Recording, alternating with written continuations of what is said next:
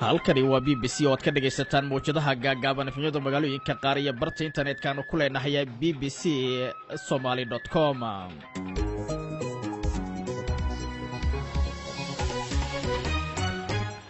duhur wanaagsan dhegaystayaal, saacadda Afrikada Bari waa 2 duhurnimo 17 bisha Juun. qodobada barnaamijka aad ku maqli doontaan waxaa ka mid ah qaraxyo ay dad badan ku dhinteen oo ka dhacay dalka Afghanistan iyo madaxweynaha dalkaasi oo nabad ku baaqay. dagaal beeleedyo Itoobiya ka dhacay oo ay dad ku dhinteen. waxaa sidoo kale aad barnaamijka ku maqli doontaan guri bulkeetiga waan dhisi karaa, waana fargaasi karaa. hadda shaqo oo gacanteeda ii qabanaysa ayaan bartay. noloshii maasha Allah, noloshii hore aan ku noolay qaxootiga wax meel aan ka tirsan baan ahayn, hadda maanta anaa iskaafinaya. waa nolosha qaxootiga dib ugu laabtay dalka Soomaaliya. muhaajiriin horey loogu diiday Talyaaniga oo maanta gaaray dalka Spain.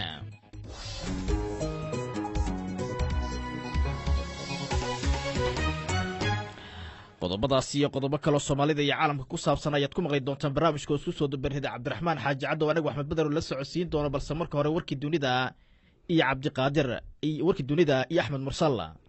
mahadsanid Axmed Badar. Greega iyo Macedonia ayaa kala saxiixday heshiis taariikhi ah oo looga gol lahaa soo afjaridda muran 10 sano soo jiitamayay oo la xiriira magaca Macedonia. labada ra'iisul wasaare ee labada dal ayaa ku kulmay haro ku taala xuduudda labada dal si heshiiska loo dardargeliyo. dalka Greega dariska la ah ayaa waxaa loogu yeeri doonaa waqooyiga Macedonia. heshiiska ayaa weli u baahan in ay ansixiyaan baarlamaanka labada dal iyo sidoo kale afti laga qaado Macedonia. muhaajiriintii laga soo badbaadiyey badda Mediterranean-ka oo laga soo wareejiyey Talyaaniga iyo Malta ayaa la geeyey dekedda Valencia ee dalka Spain. 3 doonyeed oo ugu horreysay ayaa soo galay dekedda salaadii subax kadib. saraakiisha caafimaadka iyo turjumaanno ayaa halkaas ku sugan si ay hawshaas gacan uga geystaan. xukuumadda Hindiya ayaa sheegtay in ay sii wadi doonto howlgallada ka dhanka ah fallaagada gooni-ugoosatada ah ee gobolka Kashmiir, iyadoo soo afjaraysa xabad joojin socotay muddo bil ah oo lagu dhawaaqay bishii Ramadaan. wasiirka arrimaha gudaha Ranjit Singh ayaa sheegay in fallaagada dhankooda aanay xabad joojintu ka hirgelin, balse ay sii wadeen weerarada ka dhanka ah laamaha ammaanka iyo dadka rayidka ah. golaha sare ee nabadgelyada Afghanistan ayaa ugu baaqay mintidiinta Taliban in ay sii wadaan xabad joojinta u dhaxaysa xoogagooda iyo kuwa dowladda Afghanistan. xabad joojintan oo socotay 3 cisho ayaa si weyn looga dareemay guud ahaan dalkaas iyo intii lagu guda jiray dabaaldegga munaasabadda ciidda. ergeyga gaarka ah ee qaramada midoobay u qaabilsan dalka Yemen ayaa maalintii labaad wadahadallo ku qabanaya caasimadda dalkaas ee Sancaa. wadahadalladaas oo looga gol leeyahay sidii xuutiyiinta loogu qancin lahaa in ay xoogagooda kala baxaan dekedda Xudayda ee hareeraysan. wararka ayaa sheegaya in ergeyga gaarka ah Martin Griffiths uu soo bandhigayo qorshe lagu doonayo in dekedda Xudayda loogu wareejiyo guddi ay kormeerayso qaramada midoobay, arrintaas oo looga gol leeyahay sidii kaalmo bini'aadanimo loo gaarsiin lahaa waqooyiga Yemen. isku duwaha samafalka qaramada midoobay Liz Grande ayaa ku baaqday in xal degdeg ah loo helo loolanka ka taagan dalka Yemen. dhibaatadan ka dhalatay Yemen xal bani'aadanimo looma hayo. xalka ugu muhiimsan wuxuu yahay siyaasad. waa sababta keentay in ay ergada sare ee qaramada midoobay ay cid walba ula kulmaan si la isu fahmo. cid walba way aqoonsan tahay dhibaatada bani'aadanimo ee Yemen ka taagan heerka ay gaarsiisan tahay. ma jiro waddan dunidan ka mid ah oo 75% shacabkiisu ay noloshooda ku tiirsan tahay gargaar bani'aadanimo oo ay helaan dagaalada Yemen ka dhacay awgooda. waa sababta aan u leenahay dagaalka Yemen waa in hadda la joojiyaa. warkii caalamkuna waa naga intaas. aan dib idinkugu celiyo Axmed Badar iyo qiimaha kale ee barnaamijka. Axmed Mursal Xuseen iyo warkii dunida ayaa dhageysanayseen oo diyaar garooba qeybaha idaacadda ka haray. ku bilowna sida warkaba aad ku maqlayseen qaybtii ugu horeysay ee muhaajiriin ay tiradooda kor u dhaafayso 600 ayaa gaaray dalka Spain kadib markii ay soo galeen safar qaatay hal toddobaad. Muhaajiriintani oo laga soo badbaadiyay badda Mediterranean-ka ayaa waxa ay horay lagu diiday in ay ka soo degaan dalalka Talyaaniga iyo Malta. Dowladda Talyaaniga ayaa si weyn lagu cambaariyay go'aankii ay muhaajiriintani ugu diiday in ay ka soo degaan tikad ku taala dalkaasi. Haddaba wararkii ugu dambeeyay BBC ka qorto waxaynu hayaa Cabdi Xaafid Cawil.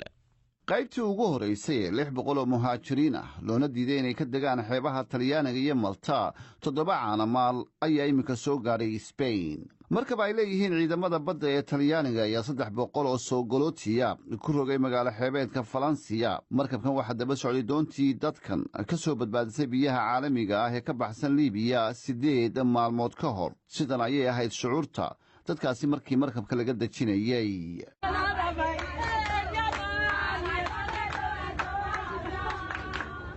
madaxa dhakhaatiirta aan lahayn xuduudda David Noguera ayaa sheegay in dadkan soo galowga ah badankoodu xaaladoodu ay aad u xun tahay.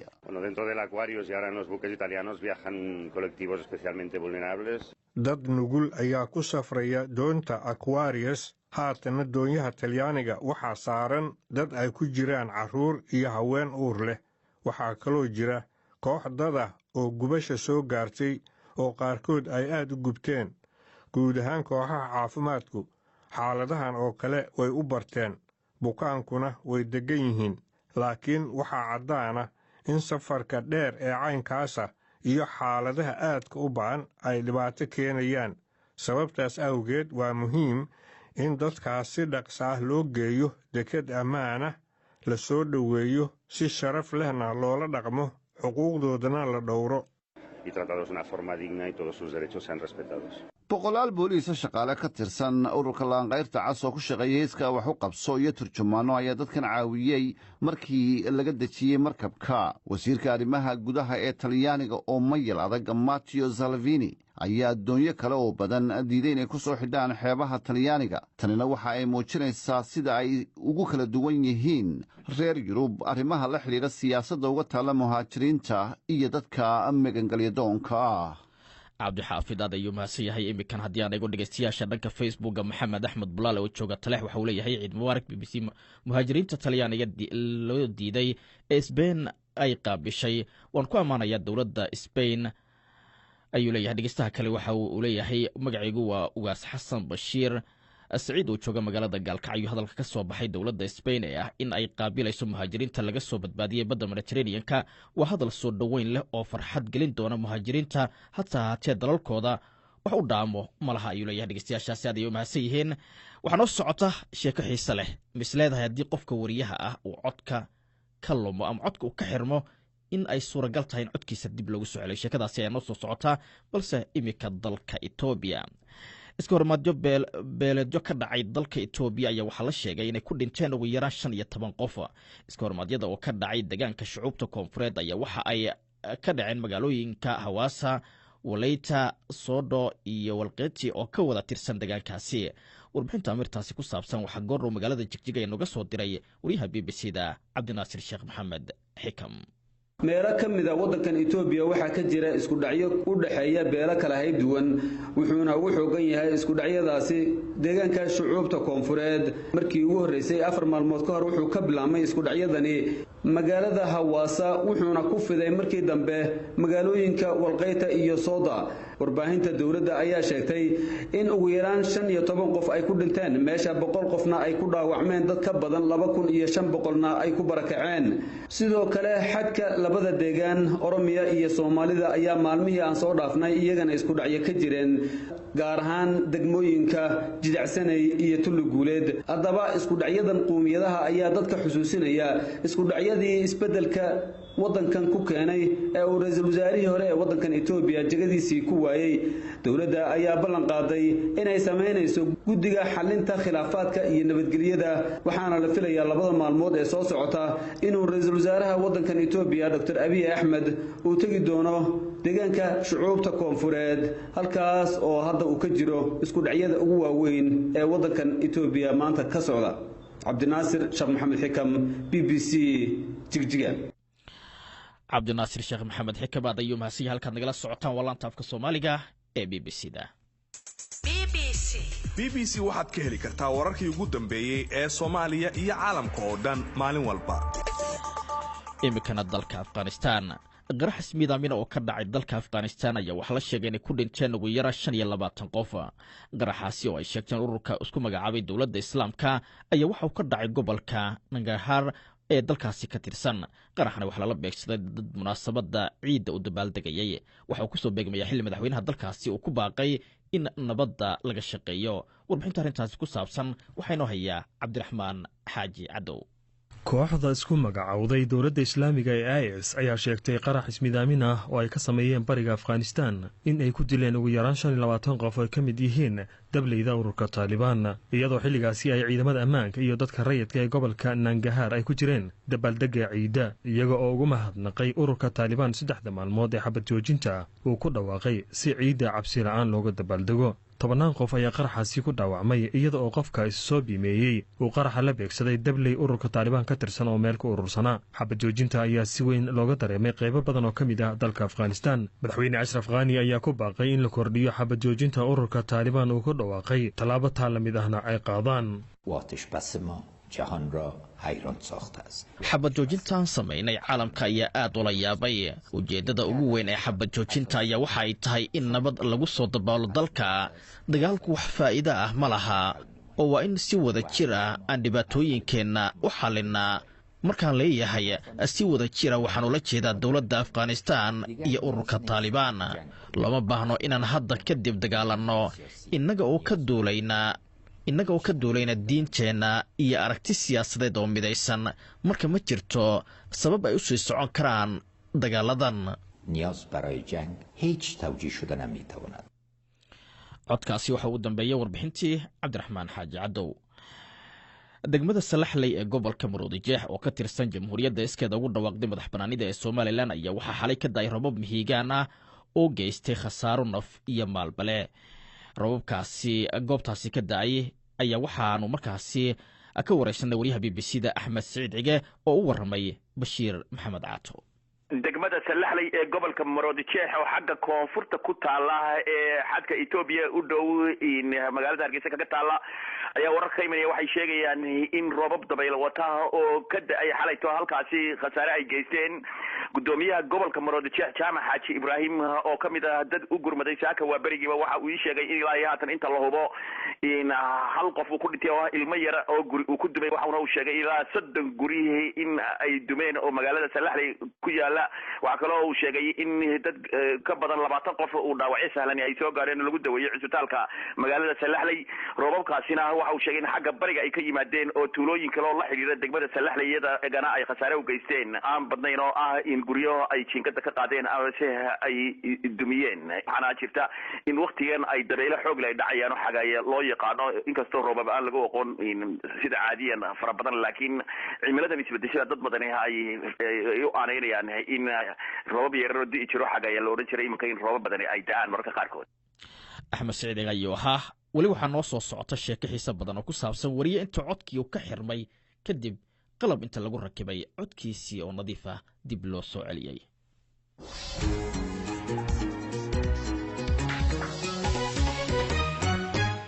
Hindiya.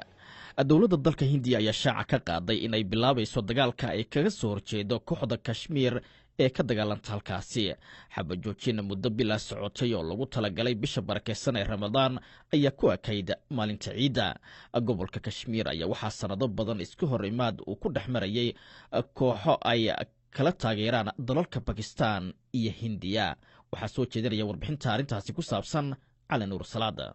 dowladda Hindiya ayaa sheegtay in ay bilaabayso howlgallo ka dhan ah fallaagada gooni isutaagga ah ee gobolka Kashmir kadib markii ay soo gabagabowday xabad joojin muddo bil ah soconaysay oo loogu talagalay bishii barakaysnayd ee Ramadaan. wasiirka arrimaha gudaha Hindiya Rajanath Singh ayaa sheegay in kooxda fallaagada Kashmir aan loo ogolaanaynin in ay weeraro ku beegsadaan ciidamada ammaanka iyo dadka shacabka ah. dowladda ayaa waxa ay joojisay howlgalladii iyo iska caabintii ay kaga hortegaysay kooxda gooni ugoosadka ah ee ka dagaalanta Kashmir dhanka ay Hindiya maamusho. ku dhowaad 140 qof ayaa ku dhintay isku dhacyo ka dhacay Kashmir horaantii sanadkan. inta aan xabad joojinta bisha ramadaan lagu dhawaaqin gobolka kashmiir waxaa ka socday dibadbaxyo looga soo horjeedo maamulka hindiya waxa uuna sii ballaartay kadib markii mid ka mid ah dibadbaxayaasha gaari la jiirsiiyey sidaana uu ku geeriyooday muslimiinta doonaya gooni ugoosadka kashmiir ayaa waxaa hareeyey ole khalalaase wata oo looga soo horjeedo maamulka hindiya tan iyo dhammaadkii 80meeyadii qarnigii tegey 10,000 oo qof ayaa lagu dilay dagaalka kashmiir kaas oo hindiya iyo bakistaanba ay sheeganayaan in ay gobolkaasi leeyihiin umaasan yahay cali nuur ayo hakaasi iminkan haddii aan ciyaarihii eegno waxaa maalinkii afaraad ka socda dalka ruushka ciyaaraha koobka kubadda cagta adduunka waxaa maanta loo ballansan yahay ciyaaro adag waxaana wada dheeli doona costarica iyo serbiya oo ku wada jira group e waxaa sidoo kale maanta ciyaari doona jarmalka iyo mexico iyagu ku jira group f ciyaarta costarica iyo serbiya ayaa bilaaban doonta saacadda afrikada bari marka ay tahay 3 galabnimo jarmalka iyo mexico ayaa waxay ciyaartoodu bilaaban doontaa 6 maqribnimo 9 fiidnimo ee caawa waxaa wada dheeli doona Brazil iyo New Zealand waxaa xusid mudan in jarmalka ay difaacanayaan koobka adduunka oo ay qaadeen 2014 wahagaaga imikana sheeko ka duwan sheekooyinkii hore ay soo maqasheen ma isleedahay dhageystow imikaan idala hadlayo haddii uu codkayga xirmo oo aan hadli waayo in qalab inta la adeegsado dib codkayga lagu soo celin karo sheeko arrintaasi ku saabsan waxaa soo akhriyey cabdinasir saxan saxo oo stuudiyaha la fadhiya cabdinasir mahadsanid badar waxaa la yidhi cimrigaaga raaya geel dhalayo ayuu ku tusaa sheekadani waxaa ka dhacday dalka maraykanka wariyo 35 sano ka shaqaynayay 6 raadiyo oo ku kala yaala gobollo maraykan ah ayaa muddo 2 sano ka hor codkiisa lumiyey waa la baaray oo waa la garan waayey meesha ay wax ka jiraan dhamxanaga cunaha wax kasta markii dambe waxaa la ogaaday inay carabka tahay dhibaatada qalab ayaa loo sameeyey qalabkaasi oo codkiisa lagu sii duubay haddana shaqadii ayuu ku laabanayaa 25 bishan ayuuna ku laabanayaa shaqada oo raadiyaashii ilaa Atlanta ilaa Virginia laga dhageysan doonaa codkiisa markii ugu horeysay 2 sano kadib 35 sano ayuu ka shaqaynayay waana wariye rug caddaa ah oo arrimaha siyaasadda Mareykanka iyo aqalka Congress-ka aad uga shaqeeyo caan ah anaga carabka iyo afka ma ku shaqeysan hadduu naga xirmana waa dhibaato aad weyn aad buu maasiya cabdinaasir toddobaadkan waxaa bilownay warbixino taxana oo ka hadlaya xaaladda qaxootiga Soomaaliyeed ee dib ugu laabtay dalka gudihiisa kuwaasi oo iskooda u doortay in ay ka baxaan xarooyinka qaxootiga ee dalalka jaarka meelaha ugu badan ee qaxootigan ay ku laabteen waxaa ka mid ah deegaanada Jubbaland oo ay ka bilaabeen nolol cusub iyagoo caawin ka helaya maamulka iyo hay'adaha samafalka wariyaha BBC-da Ibraahim Maxamed Aadan oo maalmahan safar shaqo ku joogay magaalada Kismaayo ayaa warbixintan ku eegaya qaar ka mid ah dhalinyarada soo laabatay oo shaqooyin dhismaha guryaha ka shaqeeya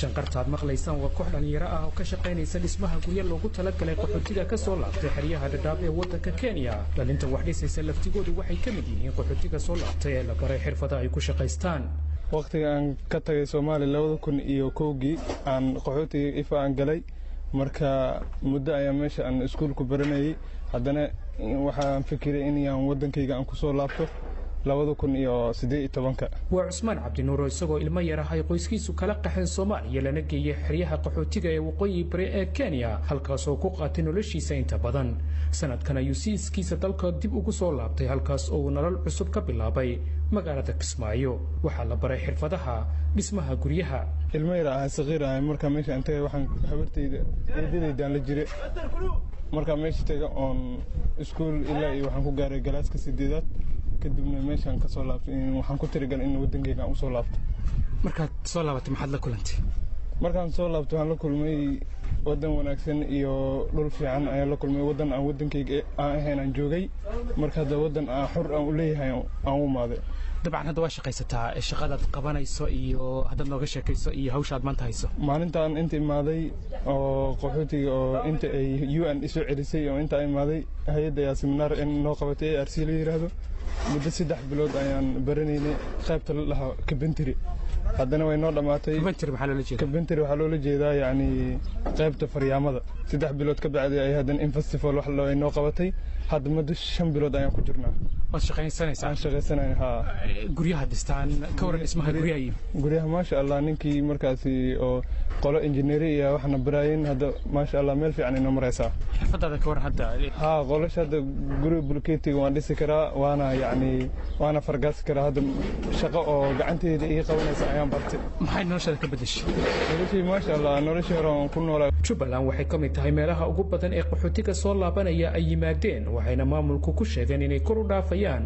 qaxootiga ilaa hadda soo laabtay 50,000 oo qof ibraahim maxamed aadan b b c kismaayo ibraahim aad ayuu mahadsan yahay oo warbixintaasi ku saabsanayd qaar ka mida dhallinyarada ka soo laabatay xarooyinka qaxootiga ee dib soomaaliya ugu laamo iyagoo markaasi shaqooyin amaba waxyaabaha gacanta markaasi laga sameeyo ka shaqaysta kula kulmay magaalada kismaayo imikana waxaanu soo gaarnay xilligaan isoo gudbin jirnay barnaamijkii baafinta waxaa si wada jira stuudiyaha b b c da ee magaalada nairobi idinkaga soo tabinaya anigoo ah caasha siciid xasan iyo samiiro cabdulaahi jaamac. mahadsanid caasha. baafinta ugu horeysa waxa ay naga soo gaartay farxiyo faarax xasan oo joogta booramo. waxa ay baafinaysaa aadan faarax xasan. waxaa ugu hordambeysay isagoo ku sugan dalka liibiya sanadii 2012. haddaba haddii uuna maqlaya aadan faarax xasan amaba ay jirto cid garanaysa fadlan warkiisa ha la gaarsiiyo farxiyo faarax xasan iyadoo wixii wara loo sii marin karo xafiiska baafinta bisha cas ee ku leedahay boorama.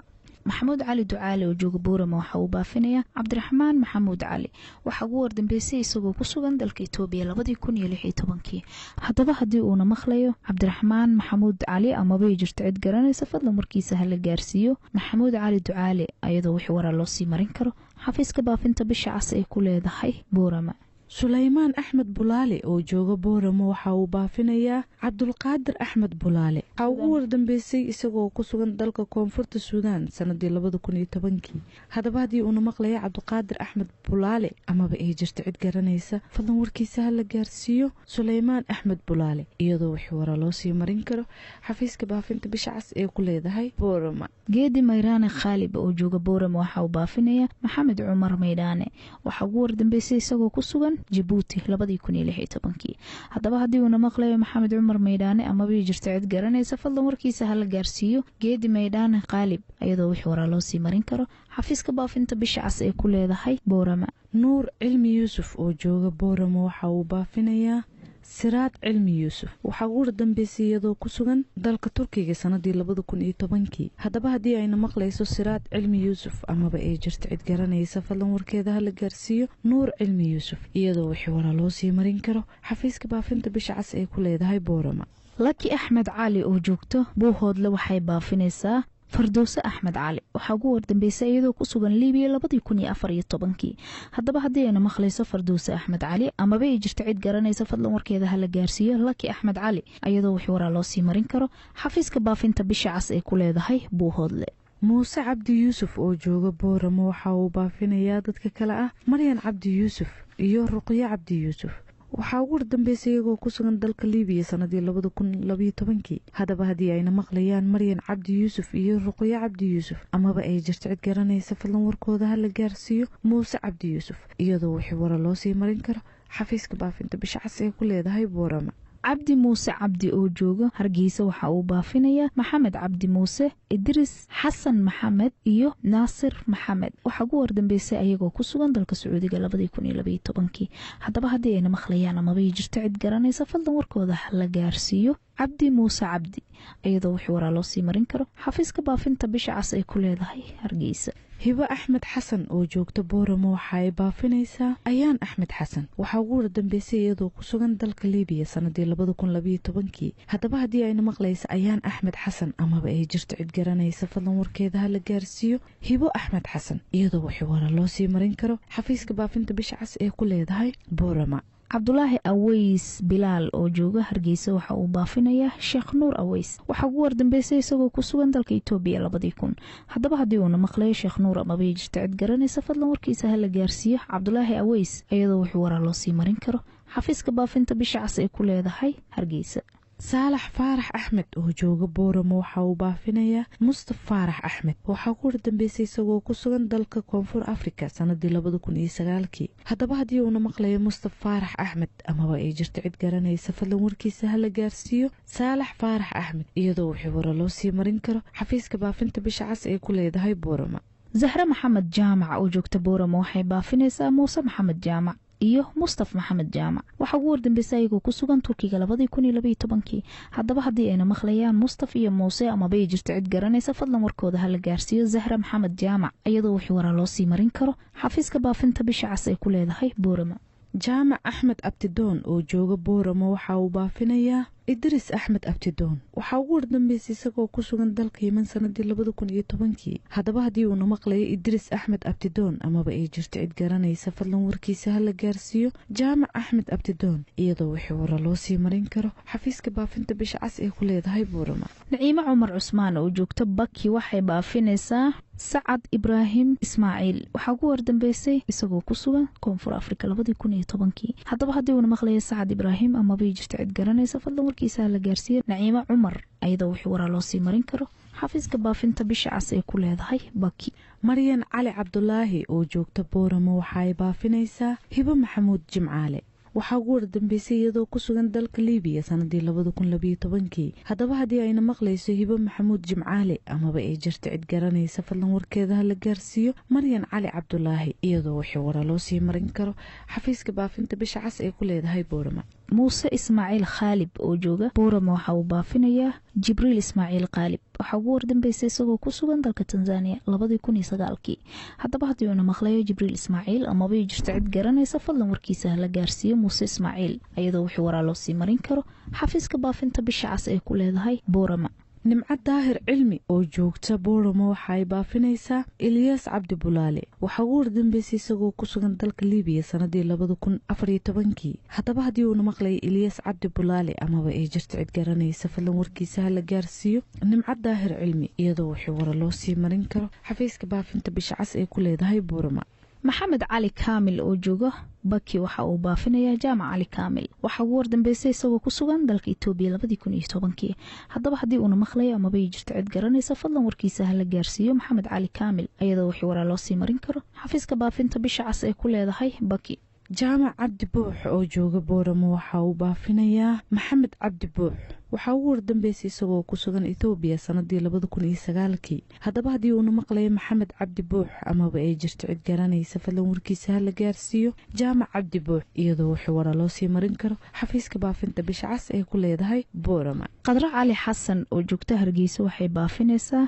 cabdiqani cali xasan waxaa ugu wardambeysay isagoo ku sugan yemen 2010 haddaba haddii uuna maqlayo cabdiqani cali xasan amaba ay jirto cid garanaysa fadlan warkiisa hala gaarsiiyo qadra cali xasan iyadoo wixii waraa loo sii marin karo xafiiska baafinta bisha cas ay ku leedahay hargeysa ama taleefanka lambarkiisu uu yahay eber 633 xuseen xasan cabdulle oo jooga booramo waxa uu baafinayaa muuse xasan cabdulle waxaa ugu wardambeysay isagoo ku sugan dalka Eritrea sanadii 2012 haddaba haddii uuna maqlayo muuse xasan cabdulle amaba ay jirto cid garanaysa fadlan warkiisa hala gaarsiiyo xuseen xasan cabdulle iyadoo wixii wara loo sii marin karo xafiiska baafinta bisha cas ay ku leedahay booramo cibaado yuusuf caweed oo joogto booramo waxay baafinaysaa baxsan yuusuf caweed waxaa ugu wardambeysay iyadoo ku sugan Kenya 2012 haddaba haddii ayna maqlayso baxsan yuusuf amaba ay jirto cid garanaysa fadlan warkeeda hala gaarsiiyo cibaado yuusuf iyadoo wixii waraa loo sii marin karo xafiiska baafinta bisha cas ay ku leedahay boorama muuse cabdi yuunis oo jooga booramo waxa uu baafinayaa mustafa muuse cabdi waxaa ugu wardambeysay isagoo ku sugan jasiiradda maalta sanadii 2000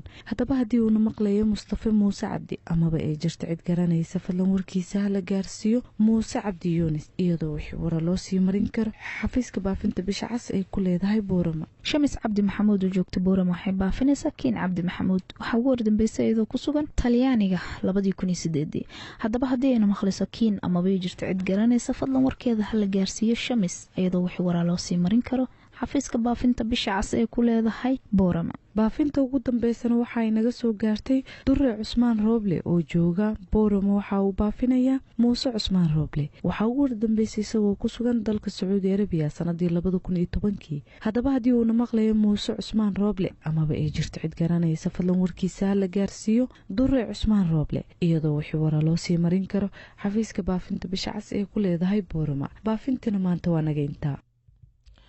caasho iyo samiiro oo baafintiina la socodsiinaya aad ayay u mahadsan yihiin. haddii aan dib idin xusuusiyo qaar ka mid a qodobadii wararkii caalamka ugu waaweynaa, ururka taalibaan ayaa waxa ay diideen in ay kordhiyaan maalmaha xabad joojinta oo lagu dhawaaqay horey in ay inta ciidda ay soconayso. afhayeen u hadlay taalibaan ayaa waxa uu sheegay in heshiiskaasi uu ku ekaa caawa oo axada, islamarkaana howlgallada ka dhanka ah ciidamada ammaanka ee afghanistan ay sii wadi doonaan. mar sii horreysay ayaa waxaa golaha sare ee nabadda ee dalka afghanistan ay kooxdani ugu baaqeen in ay xabad joojin markaasi kale ay lagu dhawaaqo oo ay sii wadaan xabad joojintaasi 3 maalmood ahayd. madaxweynaha afghanistan ayaa sidoo kale dhankiisa sheegay in uu si aada u ammaanaya xabad joojinta ayna ahayd mid dunida oo dhan lala yaabay. idaacaddii uu isku soo dabaraday cabdiraxmaan xaaji caddow aniga axmed badar la socodsiinayay ayaa intaasi inaga dhan.